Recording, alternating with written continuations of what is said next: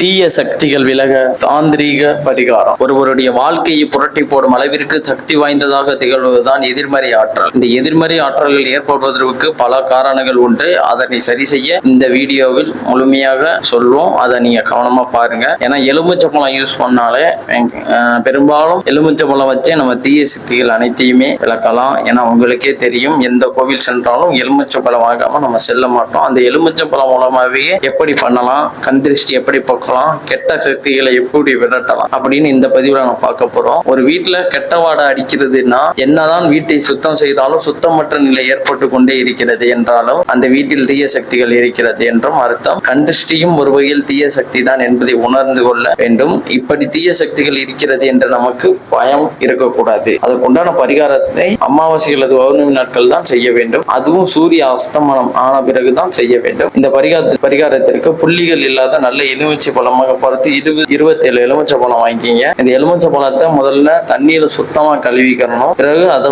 ஒரு பாத்திரத்துல எடுத்து அந்த எலுமிச்சை பழத்தை அதுல வச்சிருங்க. அதுக்கப்புறம் ஒரு 1/2 கிலோ விபூதி அதுல கொட்டுங்க. இதனுடன் சேர்த்து பன்னீரன் தெளித்து நன்றாக கலந்து கொள்ளுங்க. அதிகமாக பன்னீரை ஊற்ற வேண்டாம். எலுமிச்சை பழத்துடன் விபூதி சேரும் அளவிற்கு பன்னீர் ஊற்றி குழைத்து சேர்த்து வைத்துக் கொள்ளுங்க. இந்த எலுமிச்சை பழம் இருக்கும் பாத்திரத்தை வீட்டின் மைய பகுதியில் வைக்க வேண்டும். பிறகு கற்பூர தீபம் தூவ ஆராதனை காட்டி வீட்டில் இருக்கக்கூடிய தீய சக்திகள் அனைத்து விலக வேண்டும் மனசார வேண்டிக்கிங்க. இந்த எலுமிச்சை பழம் வீட்டின் மைய பகுதியில் குறைந்தது 1/2 மணி நேரம் வைங்க. 1/2 மணி நேரம் கழிச்சு இந்த எலுமிச்சை பழங்கள் அப்படியே எடுத்து அருகில் இருக்கக்கூடிய திரிசூலம் இருக்கும் அம்மன் ஆலயம் அங்கு சென்று அம்மனிடம் மனதார வேண்டி எலுமிச்சை பழங்கள் அனைத்தையும் திரிசூலத்தில் ஒன்றன் பின் ஒன்றாக கொத்த வேண்டும். வீட்டிற்கு திரும்பும் பொழுது கை கால்களை சுத்தமாக கழுவி வீட்டிற்குள் வந்துவிட வேண்டும். வீட்டிற்குள் வந்த பிறகு ஒரு பாத்திரத்தில் தண்ணீர் பிடித்து அதுல ஒரு கைப்பிடி அளவு கல் உப்பை போட்டு அதை கரைச்சு வீடு முழுவதும் தொழிங்க.